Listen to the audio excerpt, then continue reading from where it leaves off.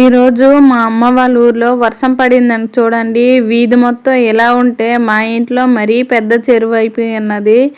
ఇక్కడ ఇంటి ముందు చూస్తే ఆ వీధి మొత్తం ఆ చివరి నుయ్యి వరకు చాలా వాటర్ ముడుకుల వరకు వస్తున్నాయి. రోడ్డు బాగానే ఉంది, కాలువలు క్లీన్గా లేవు. ఇక ఇంట్లో చూస్తే కిచెన్ రూమ్ వరకు వాటర్ వచ్చేసేది, చాలా వచ్చేసింది.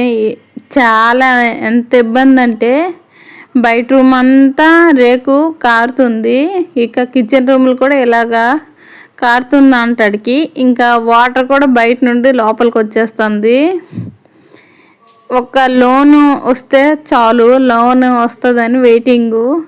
ఇల్లు కట్టేసి ఉంటాము.